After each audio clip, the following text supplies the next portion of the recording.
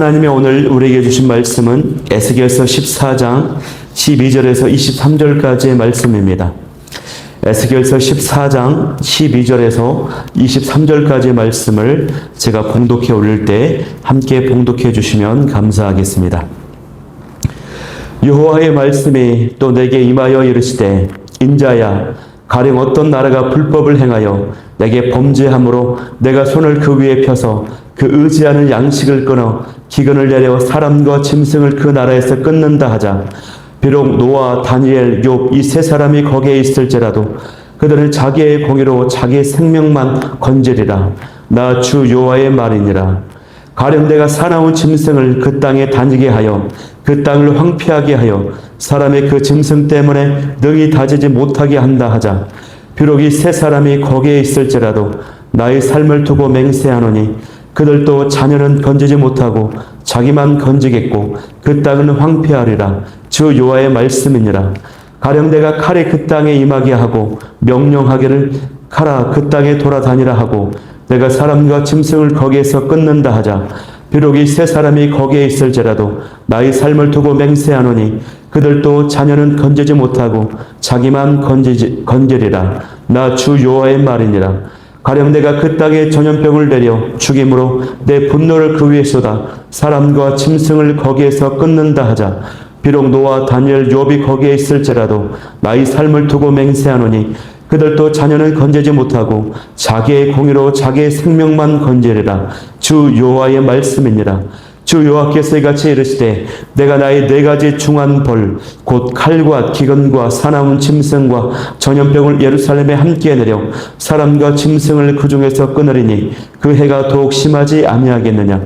그러나 그 가운데 피하는 자가 남아있어 끌려 나오리니 곧 자녀들이라. 그들이 너희에게로 나아오리니 너희가 그 행동과 소행을 보면 내가 예루살렘에 내린 재앙 곧 내린 모든 일에 대하여 너희가 위로를 받을 것이라. 너희가 그 행동과 소행을 볼 때에 그들에 의해 위로를 받고 내가 예루살렘에서 행한 모든 일이 이유 없이 한 것이 아닌 줄을 알리라.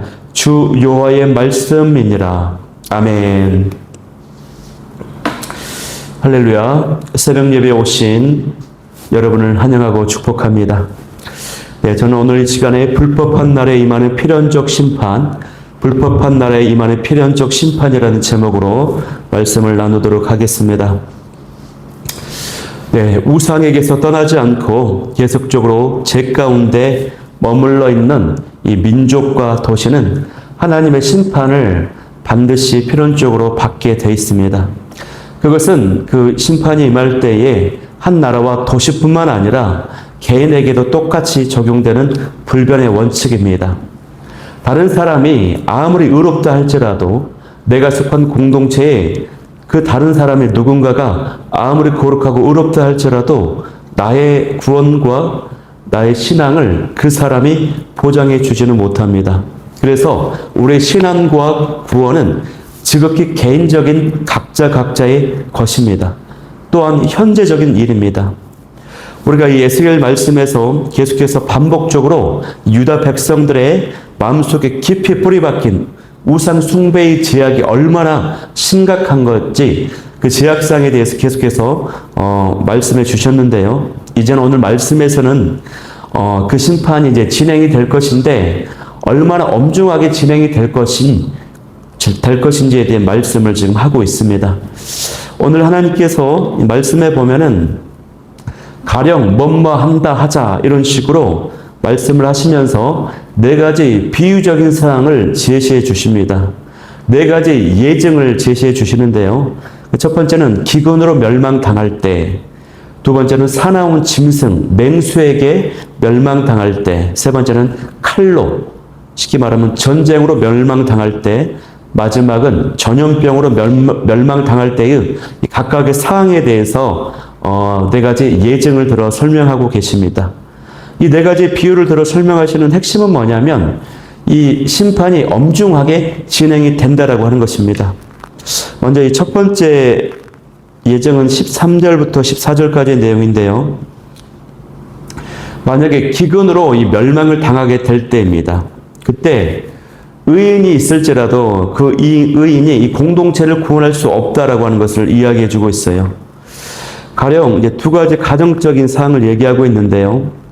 하나님이 범죄한 나라에 하나님께서 기근으로 심판을 하신다고 하자. 그런 상황이 있을 때에 만약에 노아나 다니엘, 욥과 같은 아주 거룩하고 시대적 의인이 있을지라도 그 공동체를 구원하지 못한다고 하는 것입니다.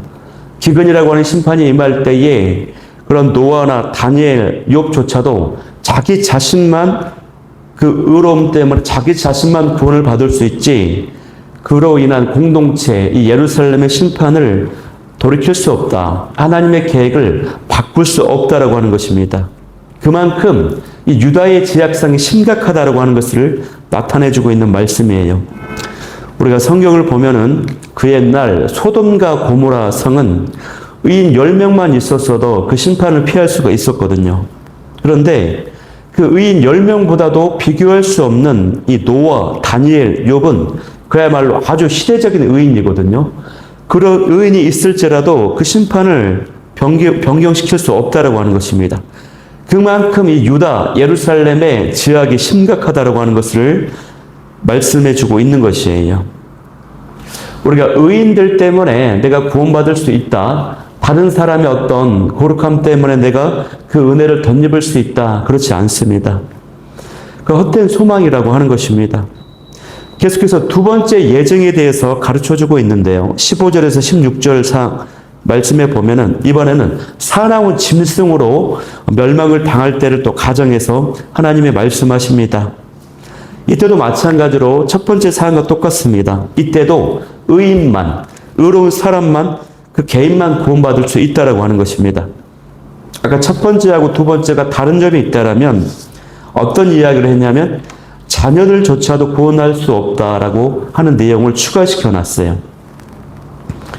하나님께서 거듭 강조하고 싶은 얘기는 뭐냐면 의인일지라도 의로운 사람이 있을지라도 그 사람만 구원받지 공동체, 그 도시, 심지어는 자녀들, 가정까지도 구원시킬 수 없다라고 하는 이야기를 이야기해주고 있습니다. 우리가 창세기 노아 같은 경우는 노아의 의로움 때문에 자녀들과 가족이 구원받았잖아요. 이제는 그럴 수 없다라고 하는 것입니다. 너무나도 심각하기 때문에. 롯도 마찬가지로 아브라함의 조카 롯이 구원받을 때 롯을 보시고 롯의 가족이 구원을 받는데 이 제약이 너무 심각하기 때문에 그럴 수 없다라고 하는 것이에요. 우리가 복음을 증거하다 보면은 전도하다 보면 어떤 분들을 만나냐면 자기는 정작 예수님을 믿지 않으면서도 우리 아내가 그렇게 신앙이 좋다고 또 내가 아는 또 조카가 목회자라고 뭐 이런 식으로 하면서 그 죽을 때 나는 우리 아내의 신앙 좋은 아내의 치맛자락을 붙잡고 천국 간다. 그러니까 나는 예수님 안 믿어도 된다. 이렇게 피해가는 분들이 있어요. 아무 소용 없습니다.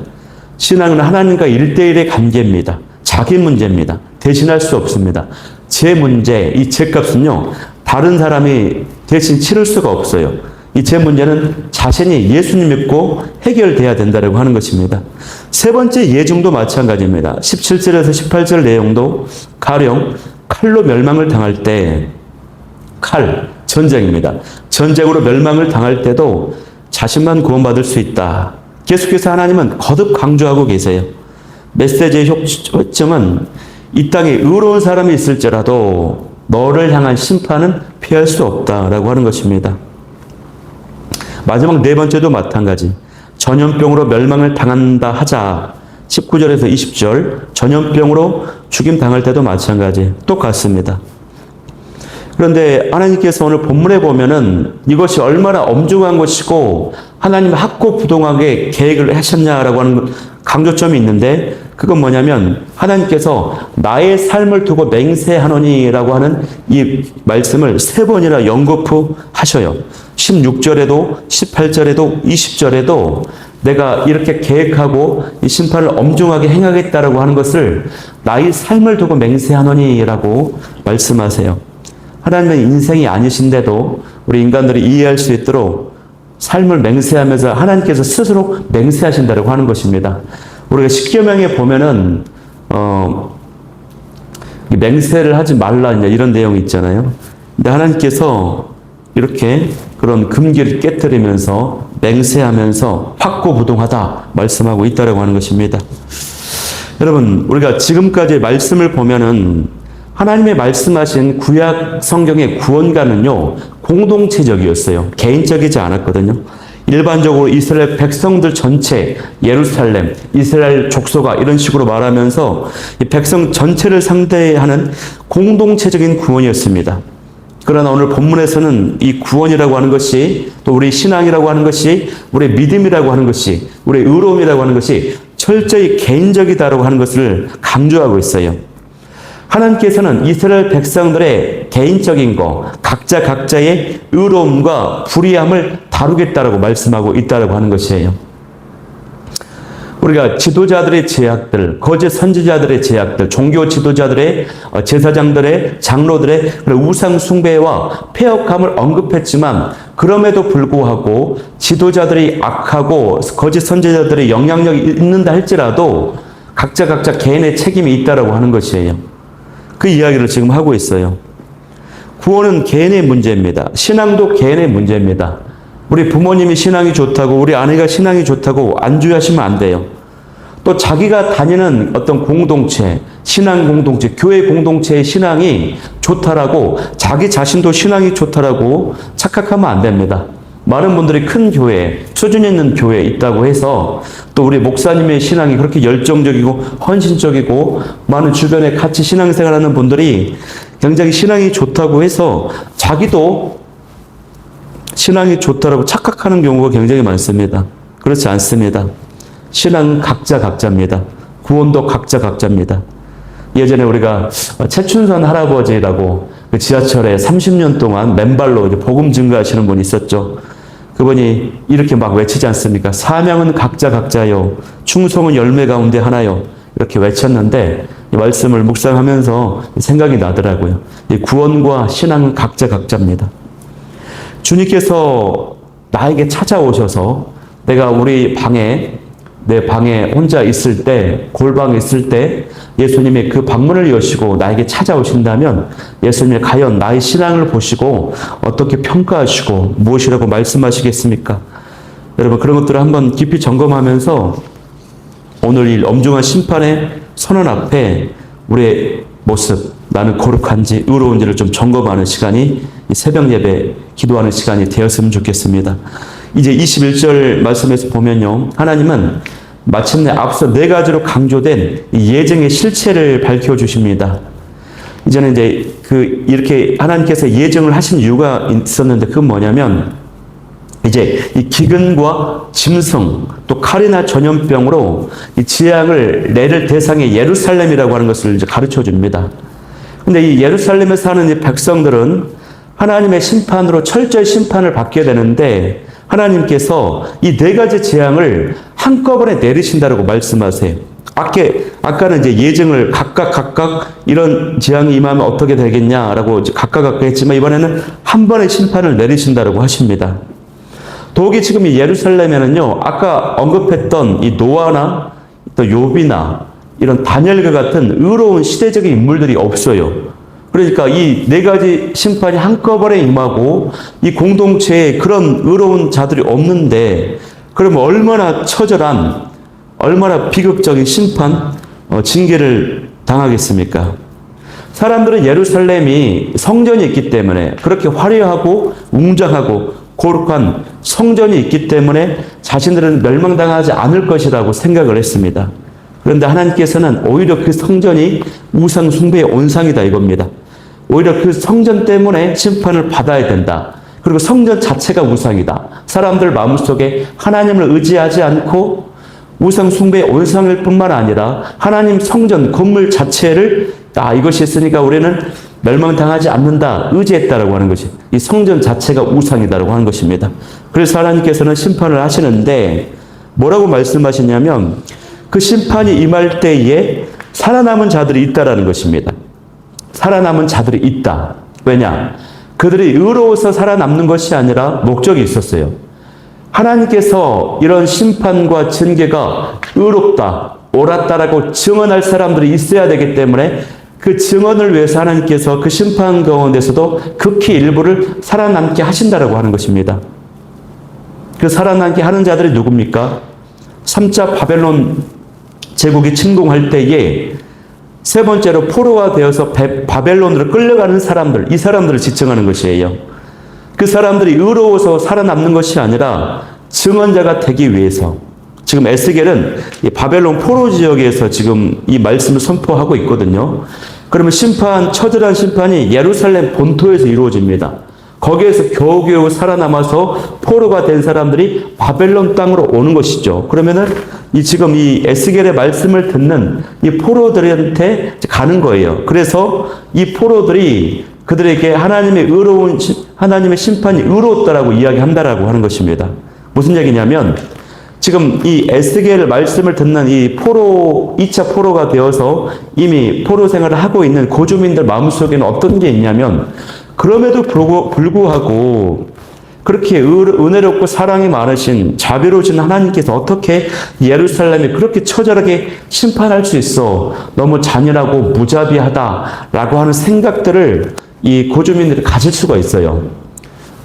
칼, 기근, 전염병, 맹수, 그것도 한꺼번에 처절하게 심판한다. 그리고 심판의 결과가 다 불타고 다 건물이 무너지고 완전히 폐허가 되어버리거든요.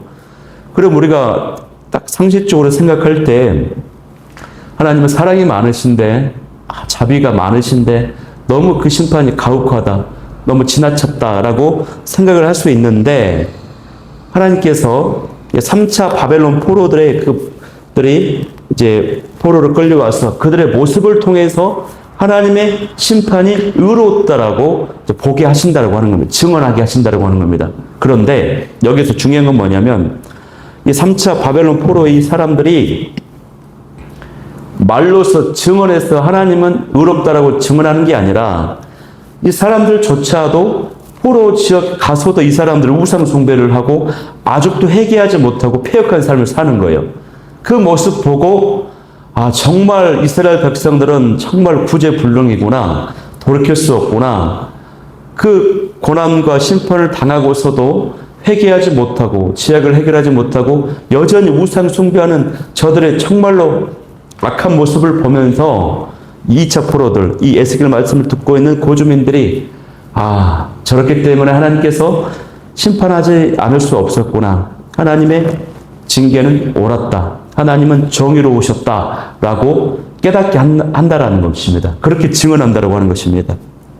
여기에 역설적인 것들이 숨어 있는 거예요. 의로워서 사는 것도 아니고, 하나님 왜 정의로웠나? 그것은 너희들이 그만큼 악했기 때문에, 겨우겨우 그 심판 가운데서 살았는데도 심판을 받았기, 악을 행하기 때문에 하나님은 의롭다라고 하는 것이 무슨 얘기냐면요. 여러분, 우리가 간혹가다 하나님의 징계, 심판을 받을 때가 있습니다. 그러면 마음속에, 하나님, 이 고난은 저에게 너무 가혹해요. 너무 힘들어요.